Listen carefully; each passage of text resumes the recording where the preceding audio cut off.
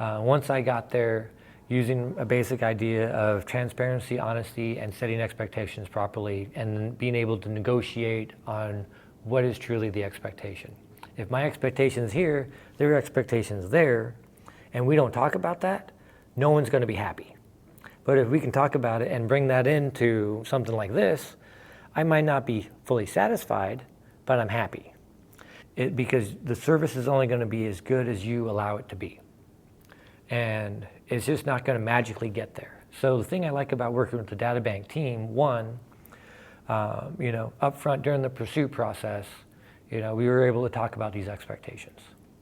And that was great, because that set us up for a path of success.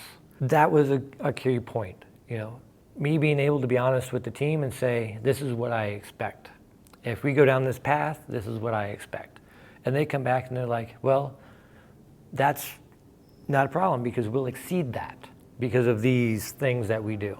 Or that might be a problem, so let's work together.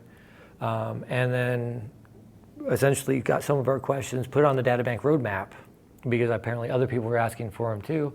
And then DataBank fulfilled those promises when they're like, hey, we don't have that today, but that could be something we have in a year. And sure enough, a year later, they facilitated that promise.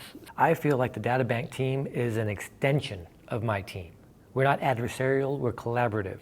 And as part of our contract, we're able to do that. That's why I say it's an extension, like with the technical account manager, the TAM that you guys put in place, on speed dial, and vice versa.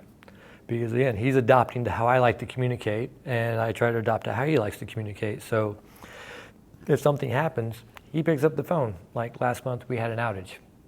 Wasn't anything to do with what we did or what you guys were doing. It was a telco issue, in the cloud, right? It was an ARM issue.